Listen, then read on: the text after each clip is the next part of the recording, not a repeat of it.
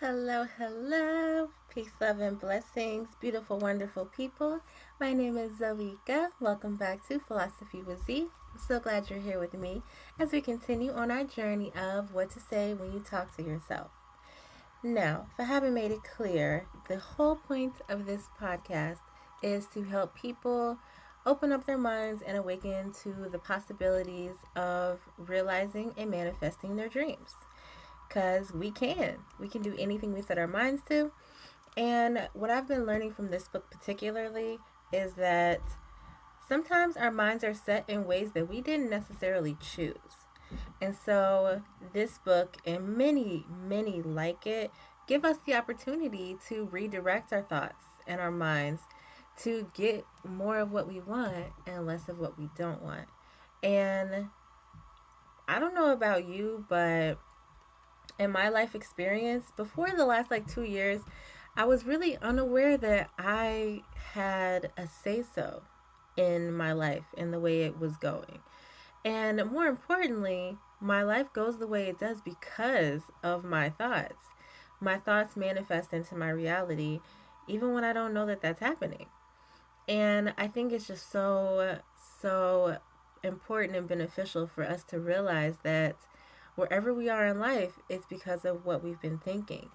And I know that that is sometimes hard for people to accept because there are people going through really tough stuff, like addiction and abuse and crazy detrimental medical um, things like medical diagnoses. Yeah, like people are going through some rough stuff, and I really can't speak on any of that because I have not been through. Well, I've been through addiction, but I've not been through like crazy medical issues and or like crazy abuse or anything like that. So I really can't say like what they thought to manifest that. And it might not even be what they consciously thought. It could be a result of what they seen growing up or they heard a lot of, or maybe they even watched it on TV a lot and they were so afraid of it happening that they inadvertently manifested it. But like I said, I ain't saying nothing about that stuff. I'm not here to make anybody think that their issues in life are not valid because they are. And I'm just here to awaken you to the possibility of the future that hasn't happened yet. And that you can use the power of your mind and your thoughts to direct the life that you want. So, yay. With all that being said, that sounded all like nice and motivational, inspirational, right? Well, this is chapter 11, and this is the motivation myth. Because external motivation does not create permanent change in our brains. That's not how the human brain works. And basically, that's what he talks about in this chapter. Like, he says that a lot of businesses will have, like, big talkers come in and hype up their crew and stuff like that. And they'll be all, like, gung ho and for the team for a while. And then they just seem to go back to whatever they were doing before. And this goes really well with the last chapter. I actually failed to mention a really important part in the last chapter, so I'm glad that it continued on into this chapter. And that thing was that we've had certain programming happening in our minds for years and decades. And so, simple positive thinking today isn't going to undo decades, years of a certain type of programming. So that's something I forgot to mention in the last podcast that was in the last chapter. But this chapter kind of continues on with that thought that there's no way in a couple hours or even a couple days of like a big convention or a conference or a book or a workshop, like one or two occurrences of thought changing ideas is going to sound really good. It's going to feel really good because all of that stuff is the truth. I really believe that all of that stuff is at our core like what is real, like the positivity and that you can do anything and you're worth it and you're strong and you're unlimited. Like all of these nice sounding things are really the truth. That's why they feel good to us. They resonate with us. But for most of us, I would say at least 98% of the population is in this boat of most of us. We were programmed with certain words and phrases that do not resonate endless possibilities for us. They resonate in this is safe and secure and comfortable, and let's just stick to what we know. Let's just stick to what's comfortable. No, I've never seen anyone do X, Y, and Z, so I probably can't do X, Y, and Z. Or there's probably things that are not even in our scope of possibility. Like today, I heard about, was it maybe William Shatner? I think that's who it is. If not, I don't know why that name is in my head. But he went to space. Like he's like almost 100 years old, and he took a rocket into space. He's probably the oldest person that has been in space in our lifetimes. So, like, I'm sure at some point in his young life, he had an inkling, like, I could go to space. But probably just never thought about it. Or maybe he continued to think about it, and that's how he ended up doing it. But me, I'm a person that has thought, I want to go to space one day because why not? Like, that would be so epic. And so there are people, though, at one point, there were people who had never imagined going to space as a possibility. And even further, I'm thinking about this thing, a story I heard about the 4 minute mile. I'm sure you have heard it too. That no one thought the 4 minute mile was possible to run it. They thought that literally the human heart would explode because it couldn't handle that. But some guy did it. I don't know when it was, like 60s or 70s maybe. Some guy ran a mile in 4 minutes. And would you know that within that next year, another like 13 people did that thing too? And stuff like that is so inspiring to me because it's like, just because we've never seen it doesn't mean it's not possible. Like, I'm kind of the mentality that if I think it, then it's possible. And Steve Harvey once said that our dreams are God's preview to coming attractions. And I have loved that ever since because everything is created from this thinking stuff. Wallace D. Waddle says that in one of his books, that there is a thinking stuff from which all things are created and permeated and all this good stuff. It's a super long quote, but I'm getting there. Like, I know more of it than I did 6 months ago. So, but there's a thinking stuff from which all is created, everything around us. Like this headphone, my iPad, my phone, like the light I'm using, my laptop, like all of this stuff was just a thought that someone had one day. And they kept going at it. And they manifested that. And then they improved upon it. And now we have like hundreds of brands and types of computers and laptops and tablets, iPads, phones. Like, because one person manifested it and then other people were inspired, so they tweaked it and they created their own versions. And that's all of life. That's all of life. And I just love that. Okay, I digressed a little bit. So motivation is temporary when it comes from outside of us. So although it's a lot of good stuff, sounds really good, it resonates with us because it's the truth, it's not going to create lasting change within us.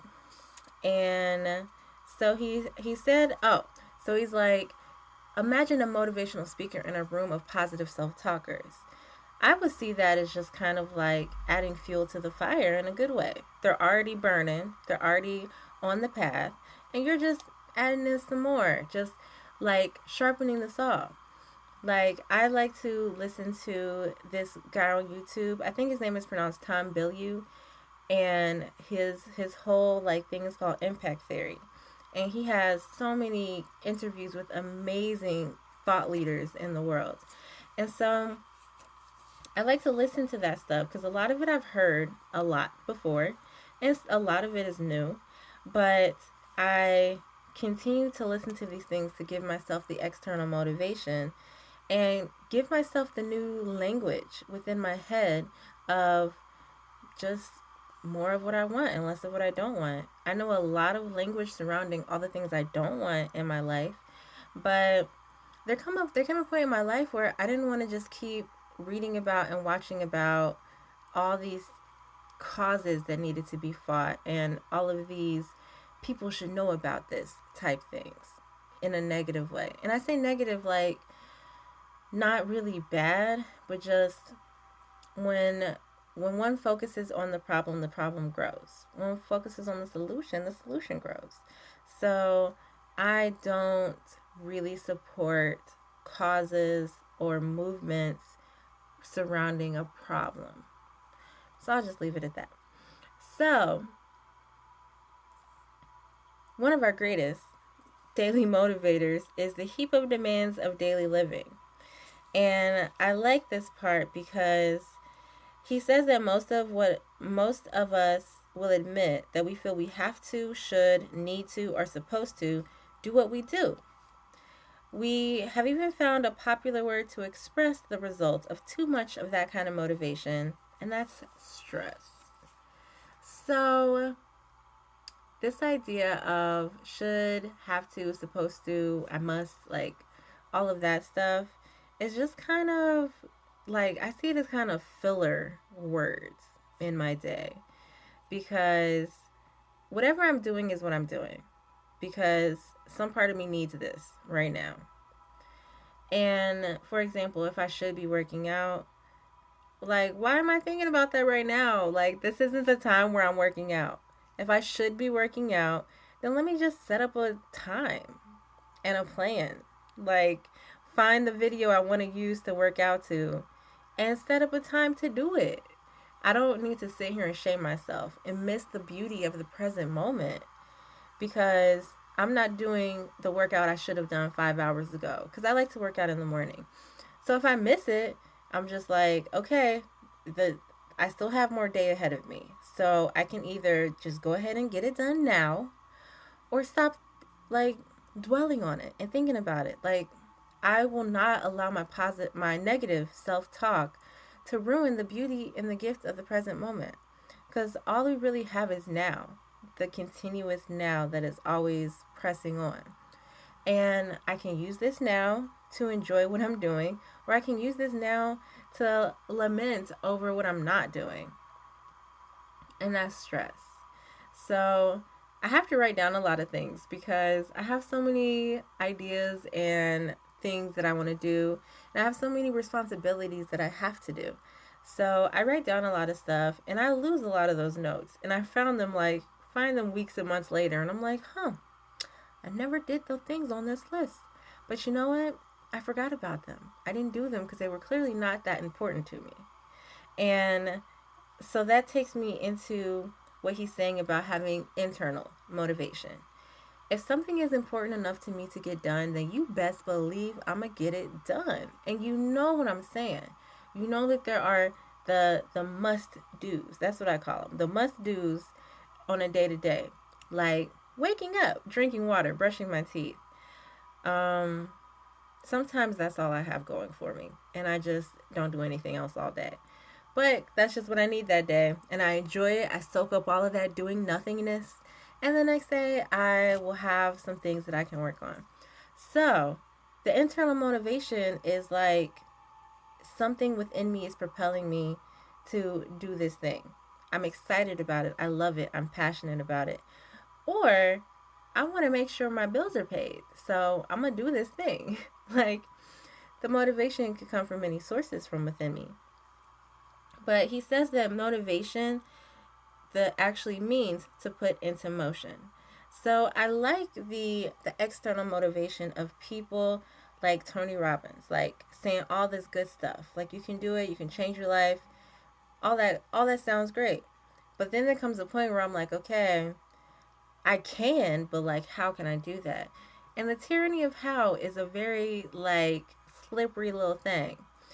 So I don't focus so much on the the how can I make this happen. I just know that how things happen is when I feel like it. It's as simple as that. And if I'm not feeling it from within myself, I'm not going to do it. But that's where the motivation is helpful for me, because I might not feel like doing it now, but I know that there are videos I can watch that give me some motivational language to help get me into motion. I know there are body movements that I can do, and dances and yoga, and like just lifting weights, like there, or taking a walk. Like there are things that I can do to motivate me, to kind of light the spark of my internal motivation. And then I can become my biggest ally, my biggest believer. I can become like my own coach to do whatever it is I want to do. And I have realized that that is the motivation that really lasts.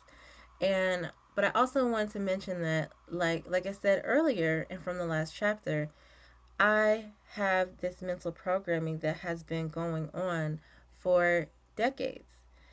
And so I am so loving and patient with myself in this process, because I know that it's not all going to happen overnight. But I know that work pays off. Every exerted energy comes back in kind. And like that's truly what karma is to me, that what I give, I receive in that order. I'm not receiving anything I don't deserve. That's why the thinking is so important to me, because I know that my thinking goes out. That's energy that's going out, and that comes back to me in the same force that I give it out. And it's a work in progress. Some days are better than others, some days are worse than others. But I know this stuff now. It's like I don't feel so lost, and I don't feel like powerless to tomorrow, to the life that is unfolding before me, because I know that I have some say so in this. I really believe that life is a beautiful symbiotic creation that is a cooperation with me and God. And God is the universal energy. God created all of this. So it's really me working with the energy that God created. I kind of feel like God just like made all this and was like, okay, now go be prosperous. So, and then like God protects me when I'm messing up, or like if I'm in a situation that could potentially be dangerous for me, I know that I'm protected, and I know that everything's working in my favor, so that even when I'm doing stuff that's not great, I have faith that I will learn a lesson from that, from my failures. Even if it's something as crazy as running a red light, or something as little as forgetting to plug my headphone in all the way when I do a recording. Like, life is just full of lessons. But ultimately, as long as I am aware and open minded and willing, then I can use all of these lessons to learn and to better myself and to love myself more, because I'm doing the best I can with what I've got. And it's so cool that every day I get to learn more. I get to be more of me. So every day I have an opportunity to learn more. And so I will just close out this podcast episode with saying that true motivation comes from within. And the process takes time. So at this point in the journey of self-talk, if I was just reading this book and following it step by step, at this point I would just be aware of the levels of self-talk. I'd be aware that I am operating based on a subconscious programming that I have received throughout my life, that has been solidified through social interactions, through television programming, through friendships and work relationships and school. Like, I have just been kind of a pawn in the system, and I have been taught to assimilate. But if you are a self empowered self talker, then you can assimilate to the life that you choose. If you can imagine it, if you can see it in your head, that is God's preview to coming attractions. And you just break it down little by little, and you will create whatever you think about. So I empower you to think about the life you want more than the life that you don't want. I'm really working on my outro statement because everybody has a good outro statement. I don't know what mine is yet, but I'm getting there. So, work in progress, right? So, that's it for this chapter. Motivation comes from within and it takes time.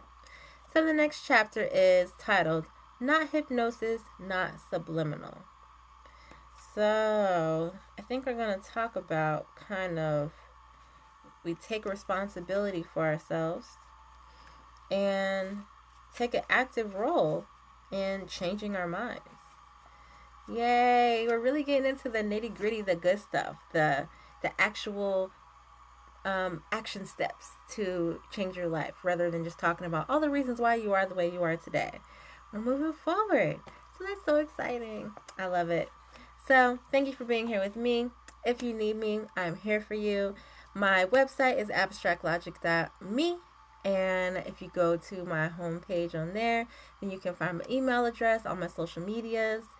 But, social media is not always a guaranteed connection point.